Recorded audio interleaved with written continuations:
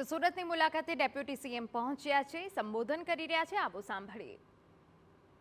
લોકો પોતાના પરિવારજનો જોડે પોતાના જિલ્લાઓમાં પોતાના ક્ષેત્રોમાં આપ સૌ લોકો કામગીરી કરી શકો. આજે ભૂપેન્દ્રભાઈ પટેલની ટીમના સદસ્ય તરીકે, એમના સાથી તરીકે, એમના ઉપમુખ્યમંત્રી તરીકે શપથ લીધા પછી, ચાર્જ લીધા પછી મારે પહેલીવાર સુરત આવવાનું થયું અને સુરતના દિવાળીના પ્રસંગે આપ સૌ લોકોને મળવાનો મને અવસર પ્રાપ્ત થયો છે. ગૃહમંત્રી તરીકે જ્યારે મેં પહેલીવાર ચાર્જ લીધો, મેં આમાંથી ઘણા નવા અધિકારી એવા હશે કે જે મને જ્યારે ત્યારે મળ્યા હશે ત્યારે મેં એમને બી આ વાતો કરી હશે. ગૃહમંત્રી તરીકે જ્યારે મેં પહેલીવાર ચાર્જ લીધો ત્યારે મેં બહુ સામાન્ય રીતે, અનેક લોકો મને એમ કહેતા હતા કે ગૃહ વિભાગ એટલે સૌથી મોટી ચેલેન્જ છે, ગૃહ વિભાગને સમજતા સમજતા જ 2 વર્ષ 5 વર્ષ લાગી જાય. પરંતુ મેં એક નાનો એવો પ્રયાસ કર્યો હતો કે ગુજરાતની લો એન્ડ ઓર્ડરની પરિસ્થિતિઓ પહેલા શું હતી અને એ બદલાવ કઈ રીતે આવ્યો ને એ બદલાવ દરમિયાન તત્કાલીન મુખ્યમંત્રી શ્રી નરેન્દ્રભાઈ મોદીજી અને ત્યારના ગૃહપ્રધાન શ્રી અમિતભાઈ શાહ એ બેઠકો કઈ રીતે લેતા હતા, એ કયા પ્રકારના નિર્ણયો લેતા હતા. અને અહીંયા જ બેઠેલા સૌ સિનિયર ઓફિસરો જોડે જ્યારે હું મળતો હતો ત્યારે માત્ર એટલું પૂછતો હતો કે બેઠકમાં કઈ રીતે વિષયો લેતા હતા, એ કઈ રીતે નિર્ણયો લેવામાં આવતા હતા અને કયા પ્રકારે ગુજરાતને આપણે આખું લો એન્ડ ઓર્ડરની દ્રષ્ટિએ પરિવર્તન આવ્યું. આ બધા જ વિષયોને હું એટલીસ્ટ 15-20 દિવસ તક જેટલા અધિકારી મને મળ્યા ને જેટલા લોકો જૂના અધિકારીઓ હતા, જેમને એમની જોડે કામ કર્યું હતું, એવા લોકો જોડે મેં હંમેશા સમજવાનો પ્રયાસ કર્યો. અને મારા ગૃહમંત્રી કાળ દરમિયાન જેટલા નવા ઓફિસર્સ જેમને ગુજરાતમાં હમણાં જ આવ્યા હોય, જે લોકો નવી ભરતીમાં ડીવાયએસપી બન્યા હોય, જે લોકો એએસપી તરીકે આવ્યા હોય, એમને હું હંમેશા કહેતો હોઉં છું કે તમે જે પોલીસ સ્ટેશનમાં કે તમે જે એરિયાના ડીસીપી, એએસપી, એસીપી બનો છો, એ એરિયાના પોલીસ સ્ટેશનમાં જે સૌથી જૂના કોન્સ્ટેબલ્સ, એએસઆઈ કે કોઈ બી એવા પ્રકારના લોકો જોડે તમારે ભોજન કાં તો અડધો 1 કલાકનો સમય એટલીસ્ટ 15-20 દિવસ સુધી નીકાળવો જોઈએ કે જે એરિયાને સમજતો હોય, એરિયાની તાસીરને સમજતા હોય, એરિયામાં સોશિયલ ઇક્વેશનને સમજતા હોય, વાર તહેવારે કયા પ્રકારની ઘટનાઓ બનતી હોય એને સમજતા હોય, તો તમારું 15 દિવસની અંદર તમારું બધો જ એરિયા તમને સમજવો સૌથી સરળતાથી તમે સમજી શકો છો. અને અનેક લોકોએ આ પ્રયાસ કર્યો. આમાંથી અનેક લોકો એવા છે કે જેને ચાર્જ લેતાની સાથે મેં જોયું છે કે ફિલ્ડ પર નજરે પડે છે. ફિલ્ડ પર જવાથી લોકોનો વિશ્વાસ આપણા માટે વધતો હોય છે, કારણ કે સામાન્ય નાગરિક એક સિનિયર ઓફિસરની ઓફિસમાં આવતા આજે ક્યાંક ને ક્યાંક એમને સંદેહ અનુભવતા હોય છે, પણ તમે સામે જઈને જ્યારે મળતા હો છો ત્યારે એમની અંદર વિશ્વાસનું વાતાવરણ બનતું હોય છે. અને ગુજરાત પોલીસે છેલ્લા અનેક વર્ષોમાં આ પ્રકારનો વિશ્વાસ મેળવવામાં સફળતા પ્રાપ્ત કરી છે. તે બદલ હું આપને અભિનંદન આપું છું. આપણા સૌનું સૌભાગ્ય છે કે આપણે મુખ્યમંત્રી તરીકે એક એવા વિચાર શૈલી જોડે જોડાયેલા વ્યક્તિત્વ કે જે ટીમ વર્કમાં માને છે, એક એવા ટીમ લીડર કે જે હંમેશા પોતાના સાથીને છૂટ આપતા હોય છે, એક એવા ટીમ લીડર કે તમારી કામ કરતા કરતા સારા વિચારો જોડે કરેલા કામમાં નાની મોટી કઈ બી ભૂલ થઈ હોય તો તમારા સાથી તરીકે ઉભા રહે છે, મુખ્યમંત્રી તરીકે નહીં. એવા ટીમ લીડર જોડે આપણે લોકોએ ગુજરાતમાં કામ કરવાનો અવસર પ્રાપ્ત થયો છે. તે આપણા સૌ માટે સૌથી મોટી વાત છે, સૌથી સૌભાગ્યની વાત છે. અને એમના જ માર્ગદર્શનમાં, એમની ટીમમાં મને જે જવાબદારી હતી એ જવાબદારીનો સ્વરૂપ બદલાયો છે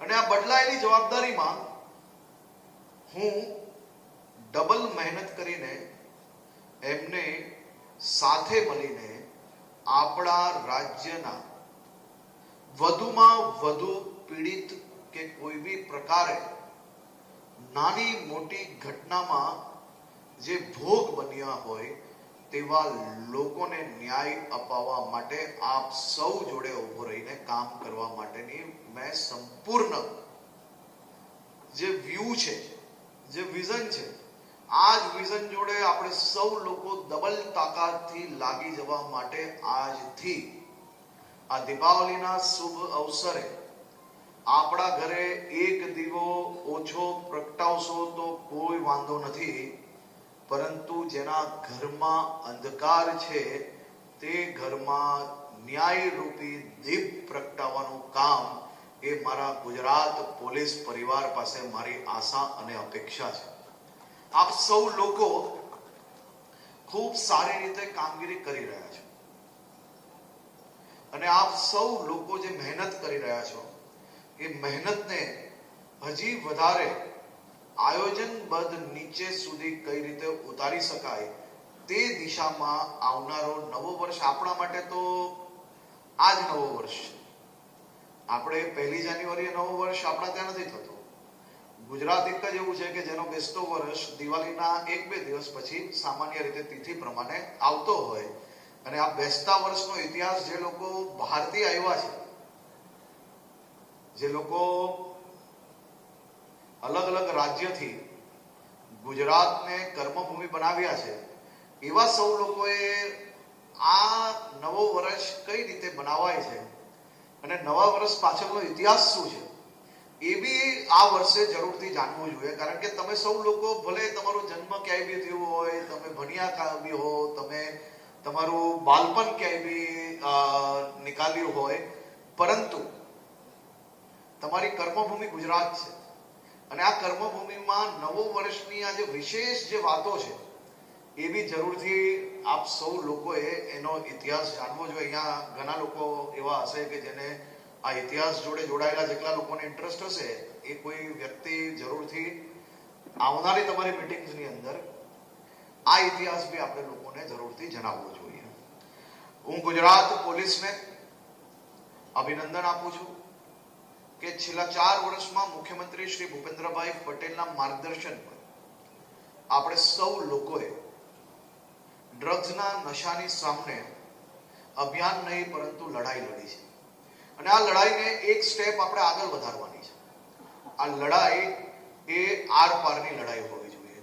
આ વર્ષ દરમિયાન આપણે સૌ લોકો સાથે મળીને યોજનાપૂર્વક ડ્રગ્સનું ઇન્ટરનેશનલ રેકેટ સેન્ટ્રલ એજન્સીઝ જોડે મળીને દેશના લોકપ્રિય પ્રધાનમંત્રી શ્રી નરેન્દ્રભાઈ મોદીજી અને ગૃહમંત્રી શ્રી અમિતભાઈ શાહના માર્ગદર્શનમાં દેશભરમાં લડાઈ ચાલી રહી છે, પરંતુ એને આપણે વિશેષ રૂપે કઈ રીતે લડી શકીએ? વિશેષ રૂપે લડવામાં એટીએસ, બીજી એજન્સીઝ, આપણી ક્રાઇમ બ્રાન્ચીસ, એસઓજીસ અને લોકલ પોલીસ દ્વારા ઇન્ટરનેશનલ રેકેટ્સ એટલે કે ભારતની સીમામાં આવતું ડ્રગ્સને રોકવામાં આપણે ખૂબ મોટી સફળતા મળી. અલગ અલગ રાજ્યોમાં જઈને બી આપણે ડ્રગ્સના રેકેટો સાફ કરવામાં ખૂબ મોટી સફળતાઓ મળી. કેમિકલ ઇન્ડસ્ટ્રી ખૂબ મોટી આપણા ગુજરાતમાં હોવાના કારણે એના બાય પ્રોડક્ટ્સ જે હોય છે ડ્રગ્સના, એની અનેક બાય પ્રોડક્ટ્સ ફેક્ટરીઝને બી પકડવામાં આપણે લોકોને સફળતા મળી. હવે આ પછીનો સ્ટેપ શું હોઈ શકે? આ પછીનો સ્ટેપ એ છે કે નાના નાના જે પેડલર્સ છે એની ઉપર આપણે હલ્લા બોલ બોલાવવાનો છે. હવે પછીનું દૂષણ એ આપણે મોટું ઇનકમિંગ બંધ કર્યા પછી હવે લોકલ લેવલના પેડલર્સને કઈ રીતે સાફ કરવાના છે એ દિશામાં આપણે પ્લાનિંગ બનાવીને આવનારા નવા વર્ષના દિવસે આપણે શ્રી ઓમ કરીને સીધું આ કામગીરીમાં ચડીને ગુજરાતના યુવા ધનને ભવિષ્ય બચાવવાની કામગીરી આપણે લોકોએ કરવી જોઈએ. સાથે સાથે ગુજરાતભરમાં આખા દેશમાં ક્યારેય ના ચાલ્યું હોય એવું, કદાચ આખા ગુજરાતનો આંકડો જ્યારે આપ સૌ લોકો સાંભળશો કે માત્ર 100 કલાકમાં જે યાદી હિસ્ટ્રી ચીટર્સ હોય કે પછી ગુનેગારો હોય કે પછી ગામની અંદર જે લોકો ભયંકર ત્રાસ આપતા હોય એવા સૌ લોકોની 100 કલાકની અંદર આવા ગુનેગારોની યાદી બનાવવામાં આવી. ક્યારેક રેલવે સ્ટેશનથી નીકળતી વખતે કોઈકની ગાડી બગડી હોય અને 112માં કોલ કરે છે અને એ 112 ત્યાં પહોંચીને આવી દીકરીઓને, આવી બહેનોને એમના ઘર સુધી પહોંચાડવાનું કામ કર્યું છે. 118 એટલે શું કહેવાય? 118 બહેનોને માત્ર એક અઠવાડિયાની અંદર પહોંચાડવાનું કામ કર્યું. નવરાત્રીના આંકડા મંગાવશો તો એ આંકડા ક્યાંના ક્યાં નીકળતા હશે.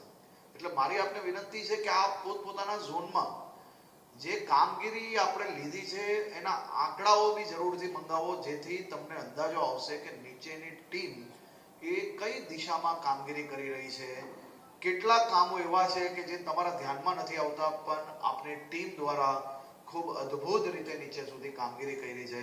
અને આવા કામ કરનાર કોન્સ્ટેબલ્સથી લઈને ટીઆરબી હોય તો ટીઆરબી, કોન્સ્ટેબલ હોય તો કોન્સ્ટેબલ, નીચે સુધીના સ્ટાફને અભિનંદન આપવા જોઈએ આપણે અને એને એપ્રિસિએશન વધુમાં વધુ કરવું જોઈએ.